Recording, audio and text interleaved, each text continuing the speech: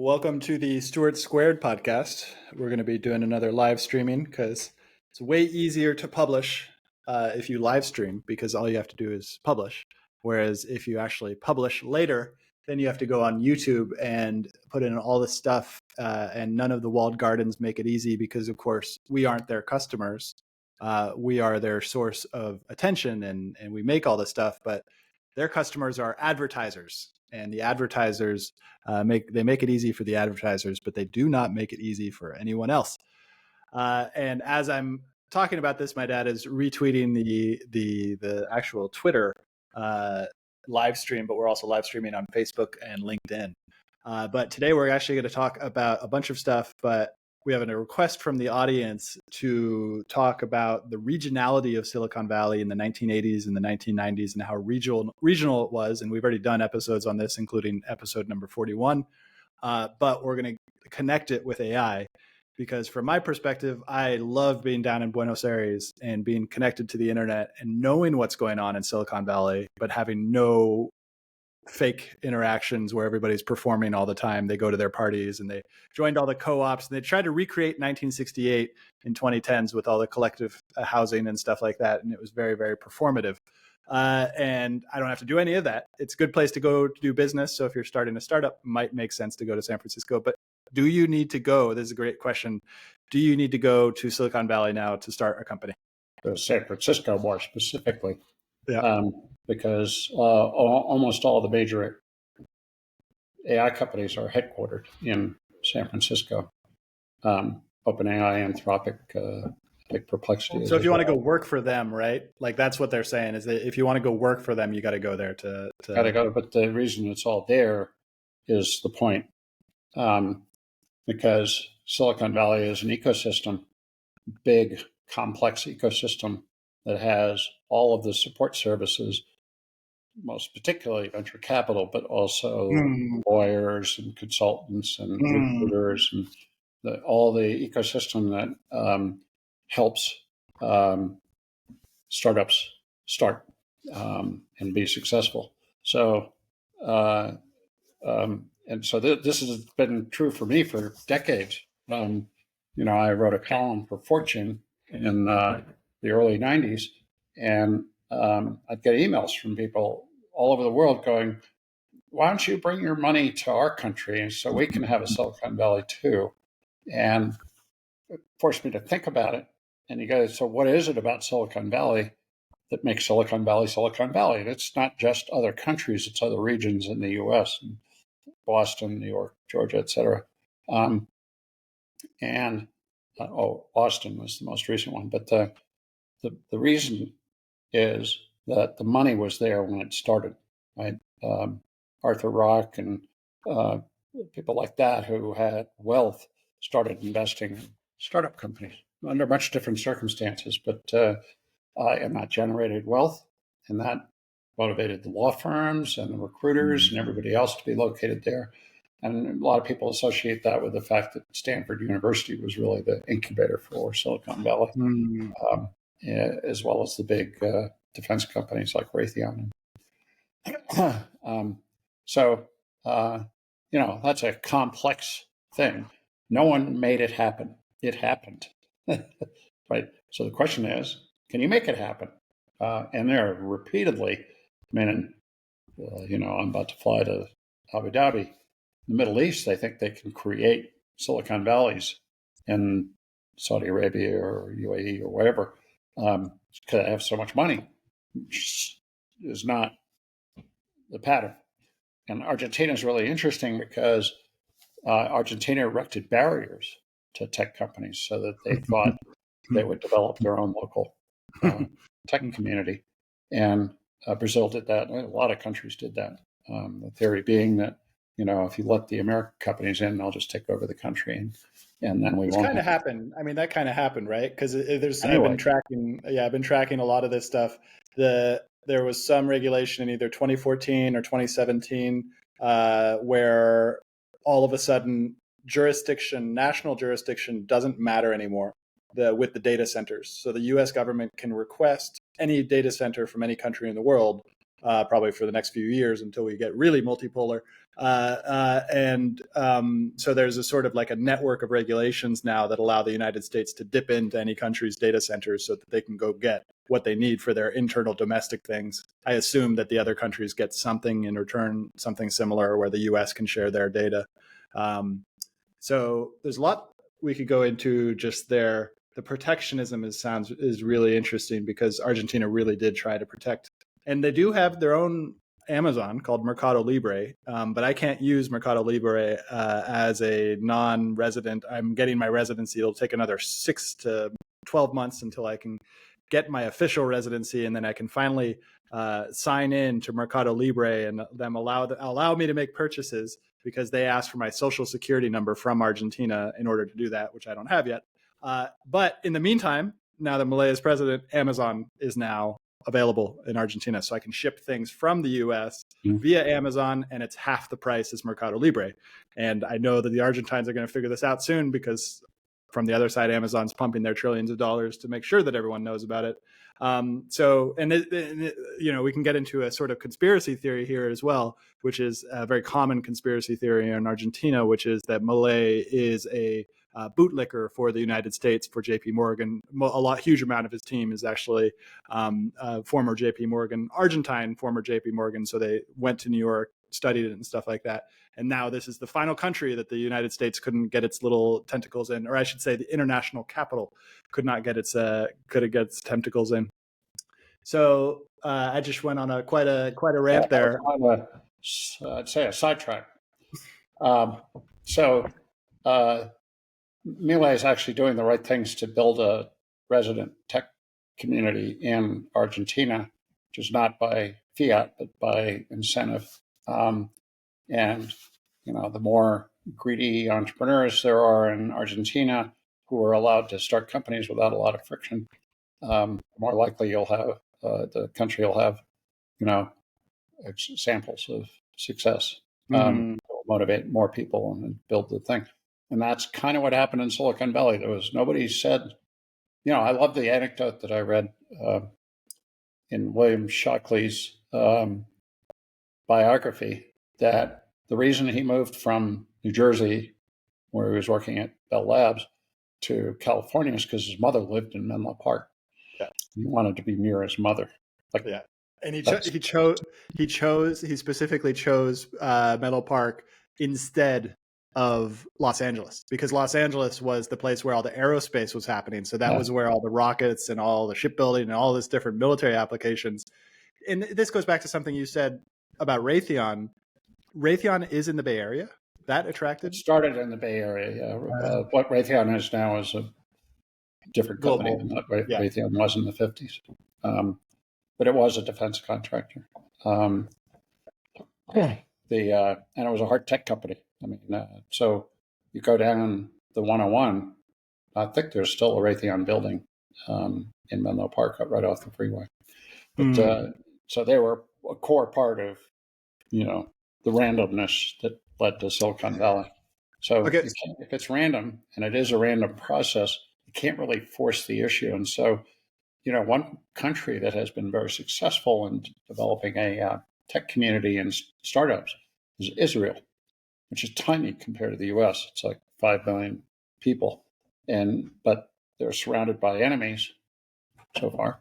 And so they have a military, and in the military, they have a regiment or a division. I won't remember the number. It's like Unit 8200. Yeah, 8200. Yeah. And that is the cyber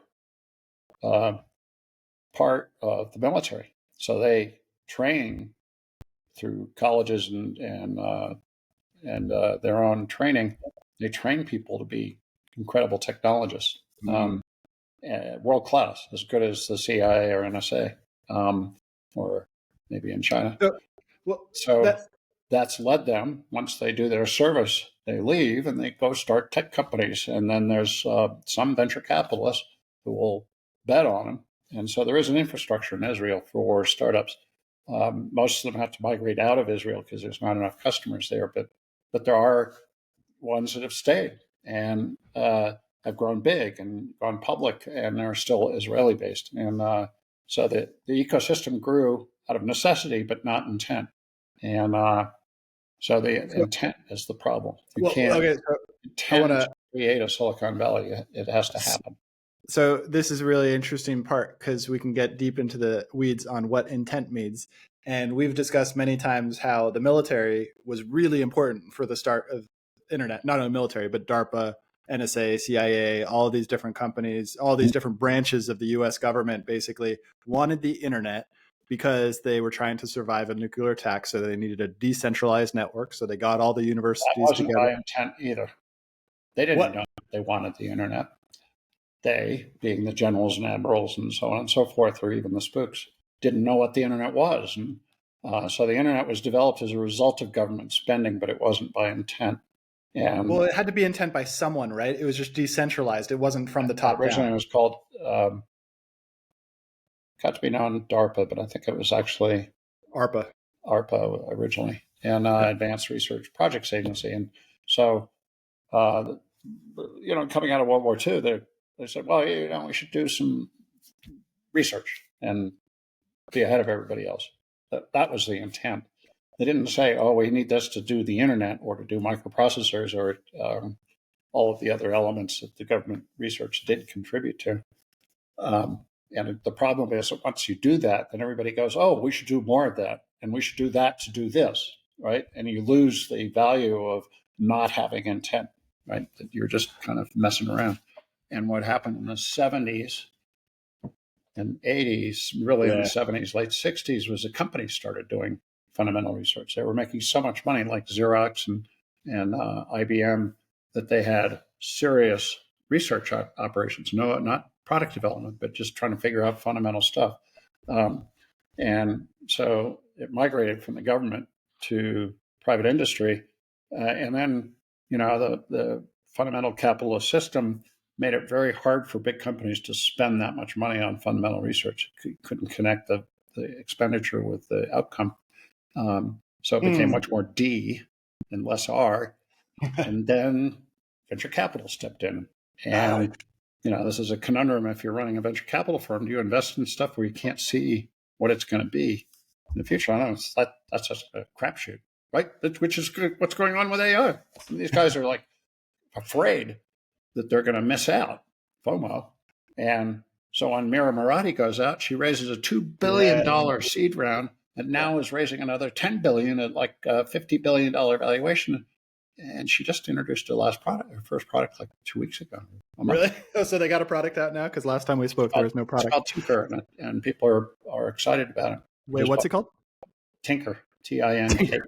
I love it. It's a facility for tuning your LLM, regardless of which LLM it is. Interesting. Oh, it's like Open Router, Mira Murati's company. Okay, so thinking machines. I read this is really funny because there was a thinking machines in the 80s in Boston, which got bought eventually or went out of business. So I don't know if they knew that when they named the company Thinking Machines. Did they know? They all the AI people are deep geeks. The fact that they named their coding agent Codex from OpenAI is a very good point, and most people probably don't know that the Codex was structured by Charlemagne. I just read a biography of Charlemagne in the 800s AD. He created the Codex, which evolved into the modern book. And so they definitely know their history, but they probably have it. Could be the first algorithm. What do you mean? Well, Codex, I don't know. I don't know enough. I was just weird. Anyway, so to get back to the regional thing, and we are, by the way, honoring one of our dedicated listeners who hopefully is actually listening to this, although I'm looking at the live thing and we have 6 people that have listened. That's on Twitter, but we're also on LinkedIn. Hey, 6 people, if you're still on, stick with us. Tell other people. But we have a dedicated listener who raised this question of, how do regions and tech interact with each other, essentially. And so I think there's sort of X number of fundamental elements that have to exist in order for tech to become something. And the first one, this is all pretty well talked about, so I'm not making it up. You have to have some kind of educational infrastructure.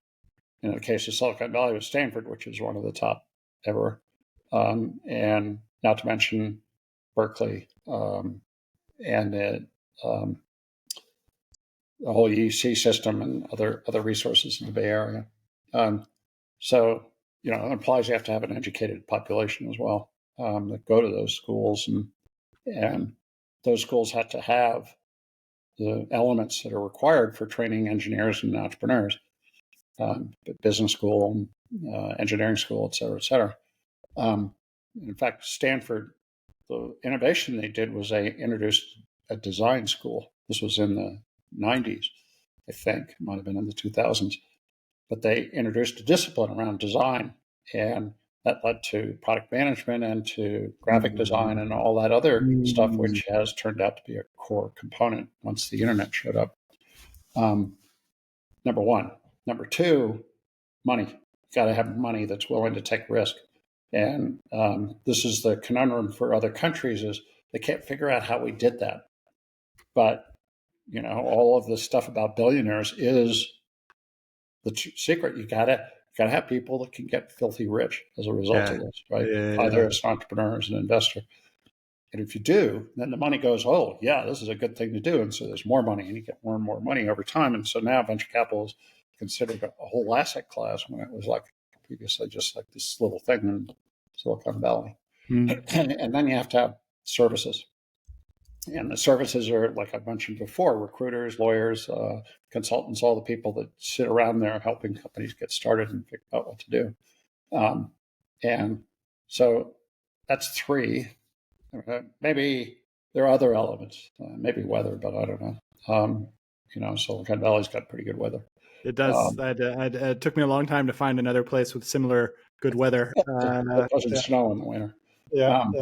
And LA has that, though, and Hollywood got established there, right? So these ecosystems, it's not just technology, although technology is kind of eating everything else. So very interesting points. There's still the intention that I want to go back to eventually, but before the intention, you just mentioned a good part, which is ecosystems. Hollywood has its ecosystem. Detroit was an ecosystem. Florence was an ecosystem for Medici's and these writers, and Aachen, Netherlands was an ecosystem. London was an ecosystem when the world was being discovered. What was? London. Yes, of course, London, and that's finance. That's where modern finance, where a lot of finance got started. So this ecosystem is really important. But then I want to kind of give you a non sequitur, maybe, which is that Silicon Valley used to be concerned with silicon, and then they outsourced all of that to Taiwan, and they created an ecosystem in Taiwan, which no longer exists in the Silicon Valley. All you have in Silicon Valley. Okay, well, why? Wait, no, why? The talent is still there, right, to build semiconductors and do all that stuff.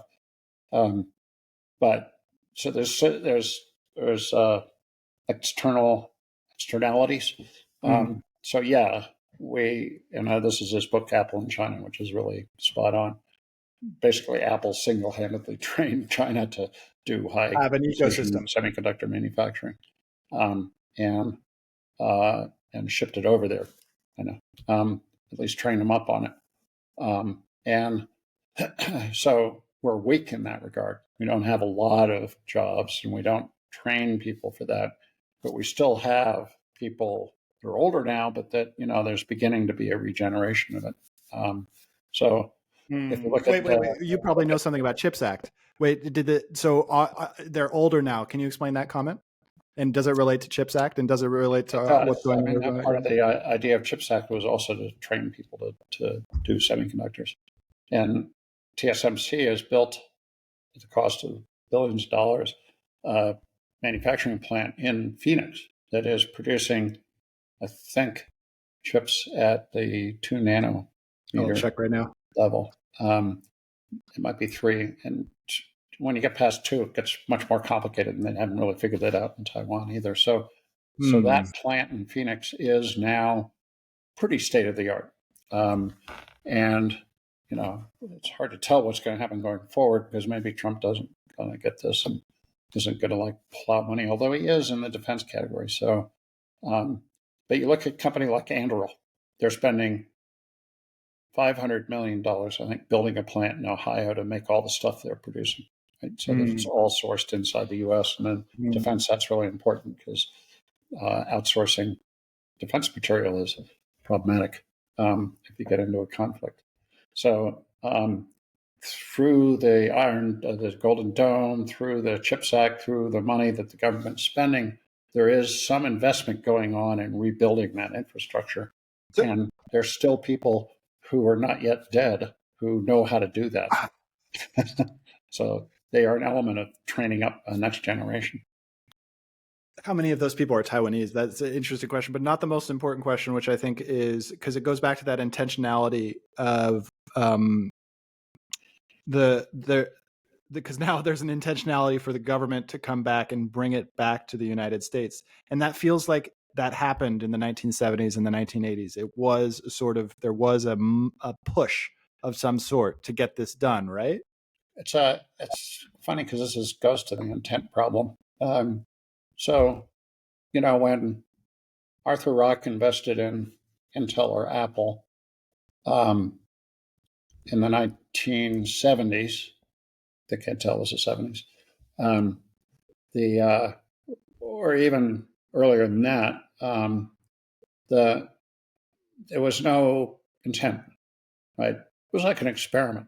Rich people had a certain amount of money to take a chance on it. That's where risk got to be huge. That's where risk comes in. Yeah, and so that developed into, okay, these guys figured out how to make a lot of money doing this, so you should formalize that and create venture capital firms. And Kleiner Perkins and Sequoia were some of the early ones, and they figured it out pretty well, right? Their track record consistently, Kleiner's had a little blip, but is that they can pick out the companies that will be successful, and so the whole thing scaled. It has not scaled that way anywhere except maybe in Israel.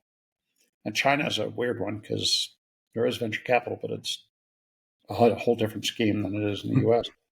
The advantage the U.S. had was that we allowed people to make money. We had a capitalist system where getting rich was not bad. It's getting to be bad now because there's such a separation between the bottom and the top. But so that's just a cycle that's going on. But, fundamentally, if you're going to say to people, you can start companies and get rich as a result of it, that's okay. We encourage that. Hence, capital gains tax is much lower than earned income tax. And there have been times when it's close to zero. And there are features of the current tax system that allow you to get away with zero, called QSBS, but that's a whole other topic. So that none of that was intentional until people started to see what was going on. And then when people see what's going on, they start to try to control it by intent. And what's happening now is it's gotten really screwed up because they're trying, first of all, Congress doesn't like the fact that there are so many billionaires running around. So they're trying to figure out how to stop that, which means, do you do that and throw the baby out with the bathwater? People got rich in the 50s and 60s, but it was like, there might have been a few billionaires, but like a few of them, you have a nice fly running around your screen. I don't know if it had to be summer. Riverside can take that out. So anyway, the intent is in a democratic society or even in a communist country means what's the collective will? What do all of us want to have happen? That's intent, right? And in the case of China, Xi Jinping was smart enough to kind of let it go loose for a while and then clamp down. Yep. He's smart enough to know what to clamp down on, which bets to make. Actually, I think the bug is in my place, but no, there's one here too. We have to maybe transform. That'll be after the next 20 years of transformational technology when we can get teleportation. Matter transformation. So the Chinese, there's a book called Breakneck, which I think is probably a good one to read to understand China in the same way that Apple in China is a good one. And so that thesis, it's a Canadian guy who spent a lot of time in the US and China, but he's Chinese born, Chinese ethnicity, and he went back to China and studied it. And his whole thing is that US is a country of lawyers and China is a country of engineers. And so at the top, you have a whole bunch of engineers. And this reminds me of Silicon Valley because that's what Silicon Valley, right? Without engineers, Silicon Valley wouldn't be what it is today, right? There is that element that there needs to be engineers there.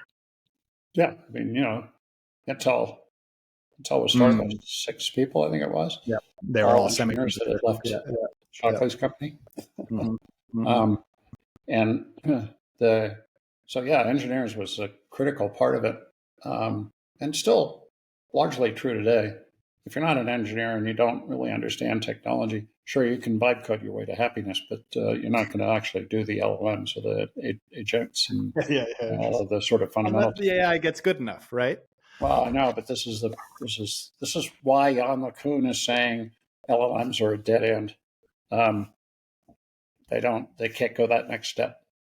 Right? So maybe you can embed intelligence in agents, but the infrastructure development for that is considerable. And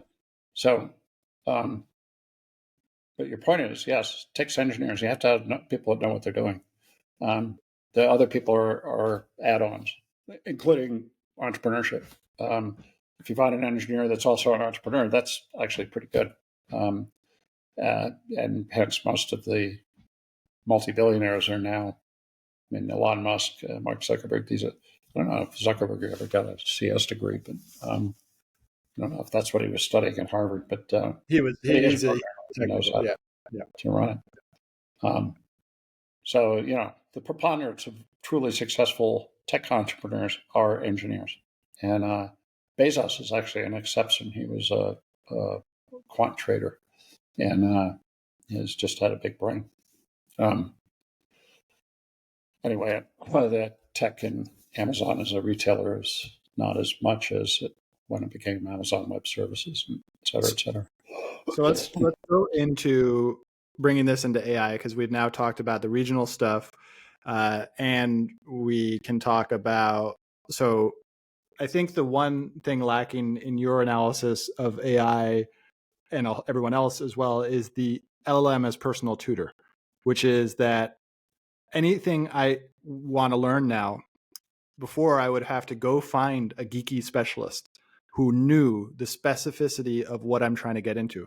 For example, yesterday, very excited, finally figured out how to turn this on. And earlier, the OLED screen was right on, which I was very excited about because I thought it was broken. I thought I would have had to break it apart, which would have been fun to get all the soldering and figure out how to do all that stuff. Everything I just did on that thing happened because of one of two things. One is agentic behavior inside the command line terminal, meaning that I can get the thing to code in the language, which is, I believe, MicroPython or C on this thing, on the firmware. The number two was having this autistic LLM answer my questions about how different things work. And that thing is like really, really important, at least for autodidacts, at least for people who are able to teach themselves.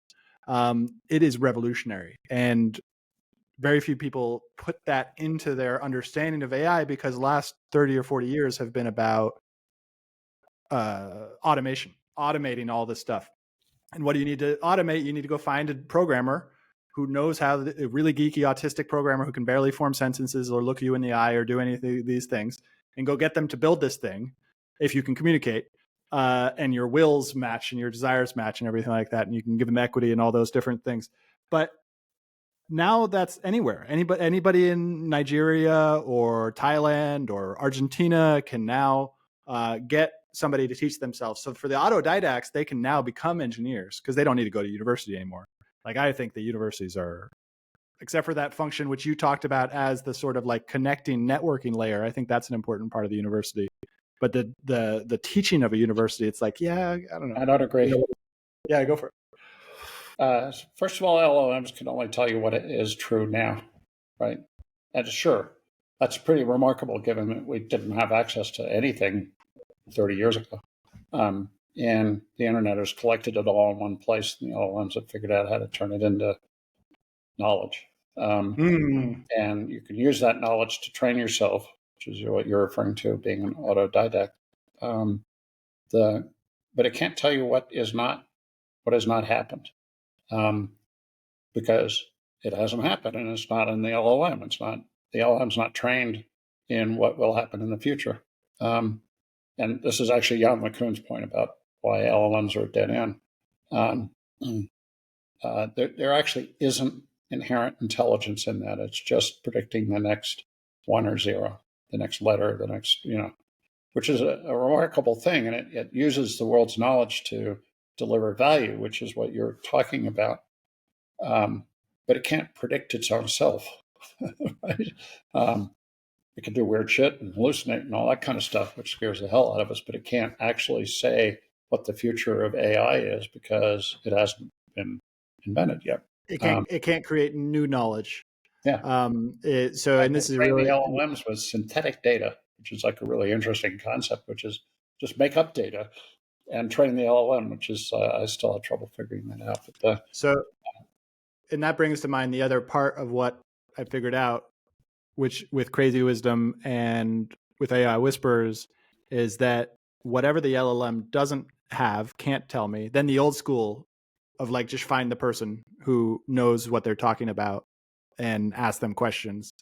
So the reason I'm agreeing with you is because in order for that segment of population to exist, you have to train them to think on their own and to be well, that's really interesting. And come up with new ideas. And that's what the university system produces. So it doesn't necessarily mean that 100% of people have to go to college, and that the requirement for going to college just to make more money is kind of going away because there are other ways to make more money. But you still need some level of intellectual development that allows people to understand how to think and ask questions and come up with new thoughts, right? Jan LeCun is disagreeing with the rest of the world. Yeah. LLMs can't do that. So inherently, his notion that LLMs are a dead end he's proof of it. And he proves the thesis. In this complex societal level of thinking about it, with 8 billion people going to either 7 or 9, who knows, we have this mass of people. Well, some portion of those people have to know how to think. And that's a national asset, right? Even China has a problem because they don't really teach people to think. They teach them to do what they're told. And maybe we're going towards that because we have Trump and he's where I was going. Well, not just Trump. Is the reaction from Trump to the woke? Yeah, the Democrats will take advantage of whatever he does. But no. I'm saying that the woke themselves, the Trump exists as a reaction to something that was going on in the sphere that we come from, which includes 99% of Silicon Valley, which is this blob mentality of decentralization. Decentralized distrust of authority that started in the 1960s, that started to just create like this total angst, and also brought the Marxism into the universities, which is a really key thing on our conversation, because we got the university system, which and this goes back to my childhood of not liking organized education, which I think you remember, and I tend to teach myself things. I know that I'm not representative of other people, but also there's this thing in the university that it was taken over by Marxists, and they have this decentralized power structure that allows them to basically set the stage. They own the university. A lot of the universities, definitely the humanities. Maybe the STEM part of the university is still open, but a lot of the STEM people also believe in that philosophical side. Do you have anything to respond to on that? Engineers tend to be liberal. Well, except for the crazy ones, right? Because there's Palmer Luckey, and then he's not, whatever. Liberal under the 90s liberal understanding, not the current liberal. I think it's liberalism went too far, and that's like everybody understands that, except maybe the Democrats. But so liberalism went too far, and that's what Trump is trading on. He's trading on the reaction to that. So everything is about DEI and wokeism and all that stuff, which justifies in his mind the ability to destroy the country, but whatever. So the thing is that when your grandfather graduated from Yale in 1932, he was not a member of the Communist Party, but there was a big section of universities and colleges where That were students literally were communists. communists, right? Yeah. And this is what Joe McCarthy traded on, right? He went back to everybody's college careers and said, "Look, he's a communist, and we should ban him." And then people went for that. So crazy times exist in every location in every domain. And I told you I've been reading 1929. Whoa, talk about crazy times. This just whacked out during the 20s, the 1920s, and I'm aware, and I think the author is aware that 1929 is 100 years from 4 years from now, and so almost three. So it might take 100 years to totally whacked out, but we're there. 100 years later, it's all different, but you sit there and you go like, how much is the country being ruled by the sense of common purpose? Not at all. Not at all done either. That's the difference between China and us. I was having a conversation with a friend today about this exact thing, which is China still has access to its lineage, even though the Cultural Revolution in the 1960s was a pretty intense sort of evisceration of the culture and the tradition. Somehow China still has it. And in the West, we seem to have separated ourselves from our traditions and our like the thing that holds us and grounds us together. And so now we only think about narrative. And this gets back directly to the AI stuff, right? Because this gets to what I wanted to talk about, which is Claude Anthropic, OpenAI's GPT, and the Sword of Damocles, which is Google Gemini 3, which is coming, and they have $110 billion in profit this year, and they have a huge amount of TPUs that gives them something like 20 to 30% cost advantage on all of the other inference providers, and they have a legion of really, really talented engineers, and then they've got China on the other side, which is open sourcing everything. Like the Kimi model recently is now competitive with Claude Code, and so like whatever happens in these, and so what, like, have you seen this before? A situation which is that both Claude and OpenAI are in right now. Have any parallels to this? Well, it depends whether you're including China or not. Certainly seen it, and I've mentioned this before, that in the tech business, every new wave of tech has a number one and number two and number three. Yeah.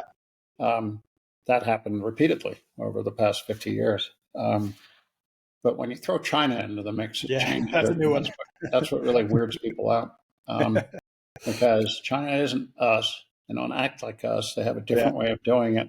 And they've been extraordinarily successful over the last 30 years, to the point where they're now kind of a match set for us. We have a little bit of this, they have a little bit of that, and we're kind of staring each other down, which really recalls the Russia-U.S. Cold War. So that's an existential. No, it's not quite the right word. That's right. That's existential means something different. There's another X that I'm trying to think of, but in any case, I just read this article in Bloomberg about how China's economy is melting down, which is really interesting. They did a really good reporting job and went and talked to people in China. And I ended up at the end of the article going, I hope those guys don't disappear, because Bloomberg talked to them, quoted them. But it was a really good job of reporting. And it's not talked about much here in the U.S., but the Chinese economy is like right there. Yep. It's like a lot of debt. A lot of debt. A lot of debt, but also this ultra competition. There's a word for it. Yeah. They use, involutionary spiral, which you talked about before. Yeah. Involutionary, I think they called it. But that's where the companies are just beating the shit out of each other, nobody's making any money, so they can't sustain it. So there might be a depression in China too, just as much as there might be a depression here. That's why I say it's not just us; it's all over the world. Wars and everything else. So when you throw the geopolitics into it, it's different, because this is nation states who have a lot of resources who could change the name of the game. And this goes all the way back to intent. So, okay, well, So yeah, no, and I got a great question for this because I recently found out because internet came out 1970s, 1980s, 1990s. 1990 was the first commercialization of the internet. But before that, this was all under the context of existential battle with the Soviet Union. I found out recently. That's the word Yeah. I was looking for. So I found out recently that the Soviets and the United States did a joint mission, a space flight mission in the 1970s. What was going on there? Why Still do. So the space station has people from different countries on it. They usually have a Russian, they usually have an Indian, they usually have an American. China is building its own space station, so they don't participate. But yeah, it was like a recognition on both sides that we may blow each other to smithereens, but if we're going to do space, we should do it together. So wait, when did that arrive? Because my understanding of the space race was that in the 1960s, the whole of the United States was was solidified under this, we got to get to the moon. And then in 1962 or 1968, we got to the moon. But then how did that end up with then the Soviets and the United States actually collaborating together? Well, part of the Cold War, we were both spending a lot of money doing space, rockets and satellites and stuff like that. But we beat them. We did it better. And so we had the satellites and we developed space. We put the space station up there, and they had to cooperate with us because they were able to send people into space, but they couldn't do anything up there. So they had to. So the Russians, and this is really during the 1970s, right? Gorbachev and the opening up of Russia. It was there before, but then it sort of flowered. And we cooperated, and the thing about U.S. launch is really still true. We're using Russian engines to launch our rockets. We're using what? Russian engines. Oh, yeah, that's right. The propulsion in the shuttle, in all the big rockets that we've sent up until very recently. I think it's with the Artemis project. And this has been a huge strategic problem for the U.S. So we actually bought a lot of Russian engines and have them in inventory. So we're using them even while, we're like going loggerheads with Russia. And so a strategic issue, this is intent, is the U.S. Congress and the White House decided they better fix this problem. And so they invested a lot of money, in a non-competitive way, with the existing legacy contractors to build new engines that were made in America. And this is interesting, and I know a lot about it because I have a portfolio company making rocket engines, and they're in the mix, right? Even though it's a startup company, it's like the U.S. Space Command and paying a lot of attention to what they're doing because they managed to build hypersonic missiles and stuff like that. But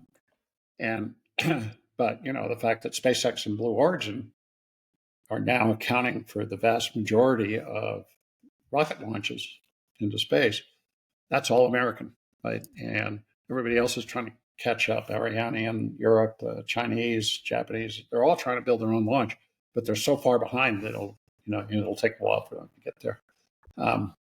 And meanwhile, SpaceX has done this brilliant thing from their point of view of building the Starlink network and using their own rockets to put satellites in space to the point where they now have like 9,000, maybe 10,000 satellites up there out of 11,000.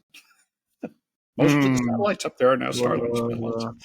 And China's going to do their same thing, and Amazon's now getting their own service. I forget the name of Amazon. I want to Kuiper, but they just renamed Kuiper.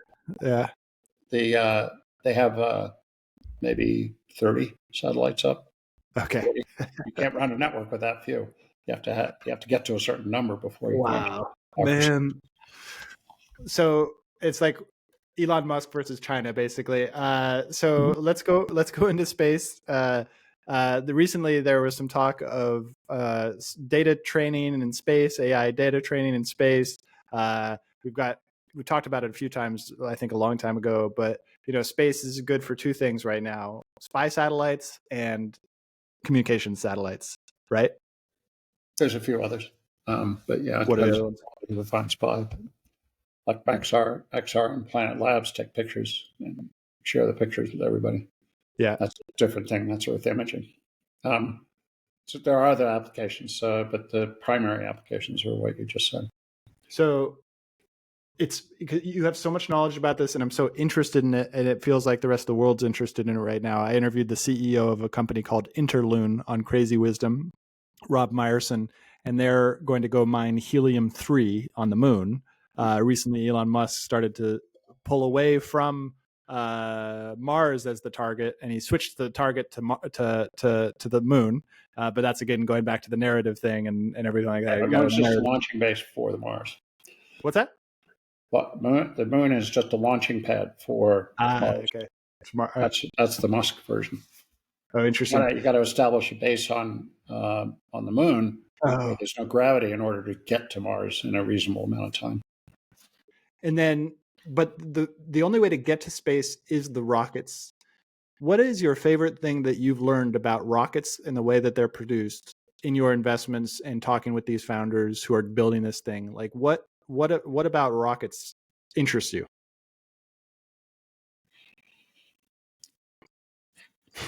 They don't make any logical sense.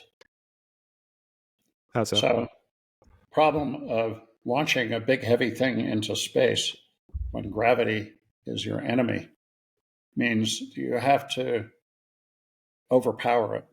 You have to do it by brute force. There's no other way to do it. You know, they talk about having space planes and stuff like that, but that's all in the future. Right now, in order to launch a rocket, you have to make the rocket powerful enough to carry itself and defy gravity at the same time. And it makes no logical sense that you can do it, which is part of the reason Musk got the advantage, right? He didn't stop at logic. He just went and bowled his way through.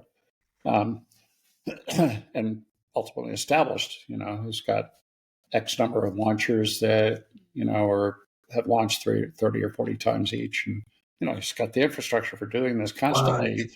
Every week there's like 2 or 3 SpaceX launches. And every year there's 2 or 3 blue and 1 American. It's like the scale is just undeniable. Yeah, the infrastructure. Can you go more into the infrastructure? What is the infrastructure of launching things into space? Well, you have to build it. You have to design it, and you have to build it. And the history of launching a new rocket is 90% of the time it fails. Wow, interesting. So because you can't figure it out, right? And this is the problem with the U.S. Space Command, NASA. NASA tried to guarantee success on every launch. Which meant they had to test it. Oh no. That's why the NASA bureaucracy was built around so that. big and so bureaucratic that it couldn't compete. And competing was with Musk, who was incredibly agile. So, you just think it through. You got this rocket, you got to build it. You got to build it somewhere that can hold it, right, from the weather. Right? So you have to have a massive building, and you have to have all these engineers, and you have to put all the piece parts together. Yeah, interesting. And then you have to roll it out to a launch pad, which, generally speaking, is pretty close for the big ones. You stand it up and you attach it and you launch it, and it fails. Well, okay, got to go do it again, right? So the massive investment in making that illogical anti-physics thing happen of sending this thing into space, getting through the atmosphere is very difficult. So that's the thing I find most interesting is that it's not natural. This isn't supposed to happen. We aren't supposed to be launching ourselves into space.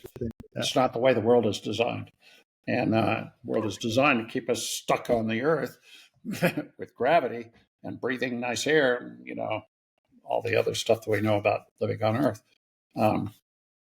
So that's the most interesting thing to me. And I got that from a book called Rocket Billionaires, which covered Musk as well as Rocket Lab and some others.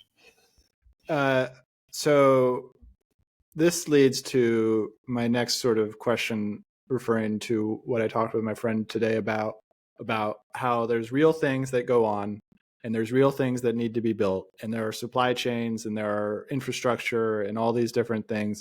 And outside of Elon Musk and Palmer Luckey and maybe Jeff Bezos, and you've got these operators who have built real things before and they know sort of what's going on. You got the CCP.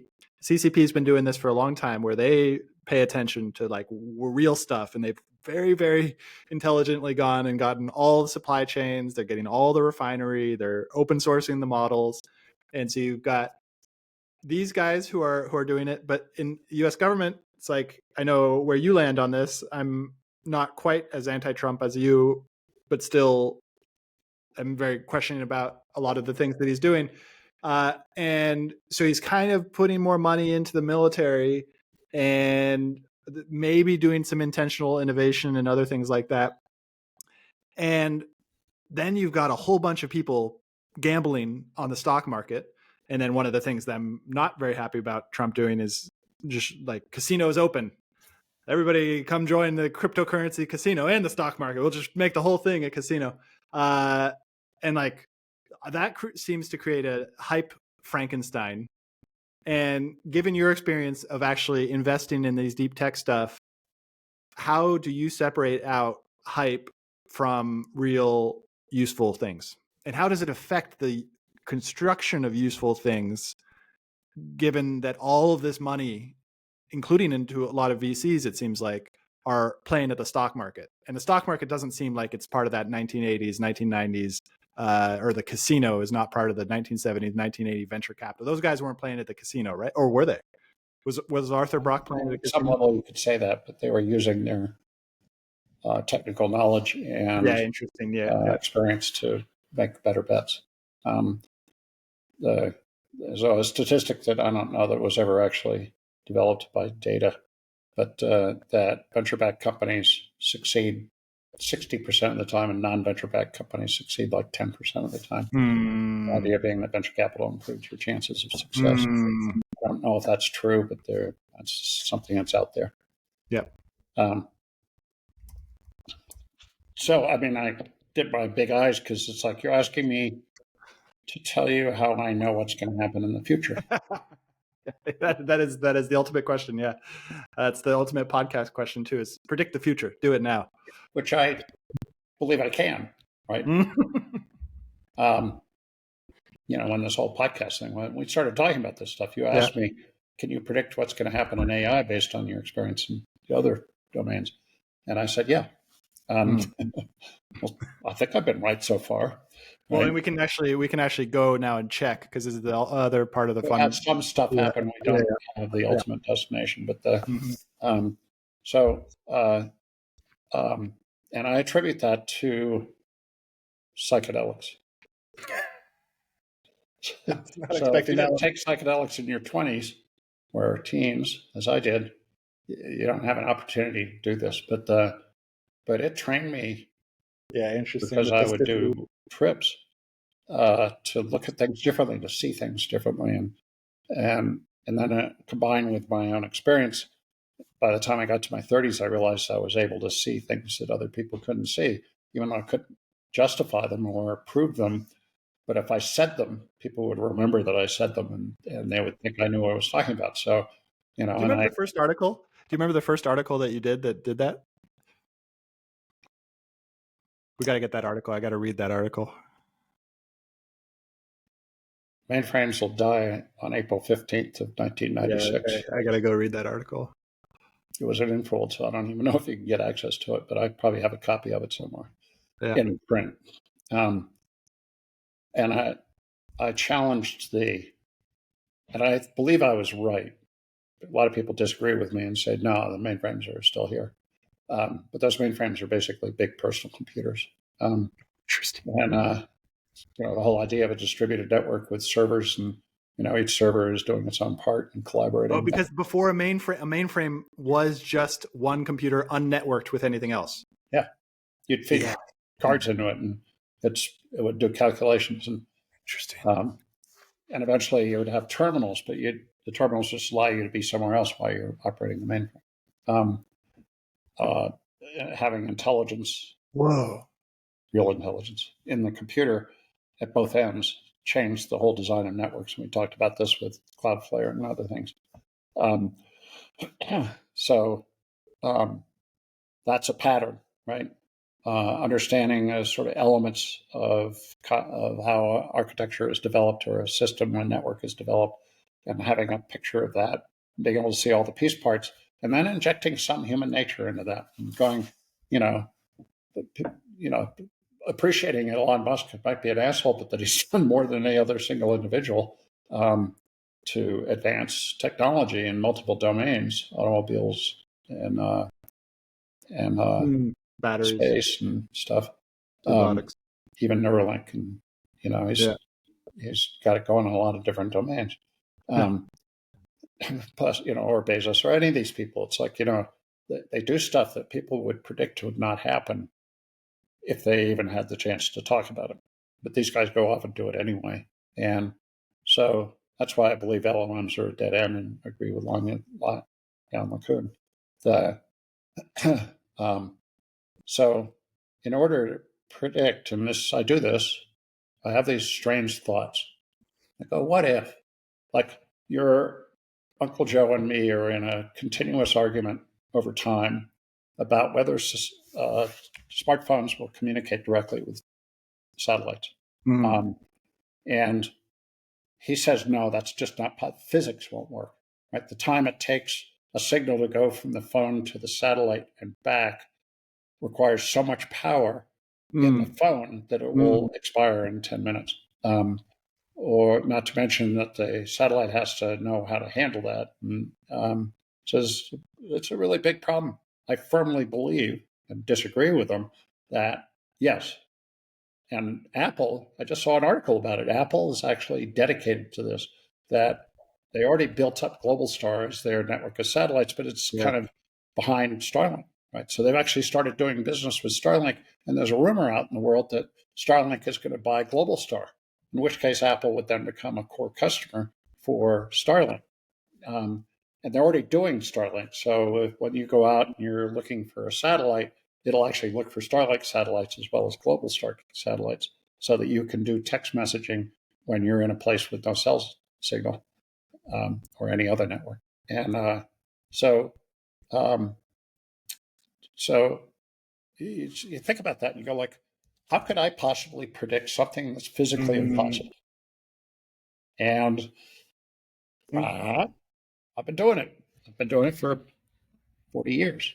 And I'm wrong half the time, more than half the time. Like, I made a bet with somebody that Next would be $1 billion company valuation. And I still somewhere have the piece of paper that we wrote this. Didn't they get bought, or Nest? That was Next. Next. Yeah. Next. Interesting. Okay. Next, You bet somebody with. And the Next OS and the ARM architecture that Next had have now been fully integrated into Apple. So did some level, I'm totally right, because it must represent at least $1 billion of the $4 trillion that Apple's worth. Yeah, interesting, because there's the hint or the intuition. What you're talking about feels a lot like intuition, and then there's all the millions of parameters that go into actually what happens with all the. They have to know enough to be able to see the landscape and understand all the different components. That's why, even though I'm an English major, I did spend enough time learning how processors work and how computers work and how networks work, and knowing all that stuff gives me some grounding that I'm able to look forward and go, well, what if?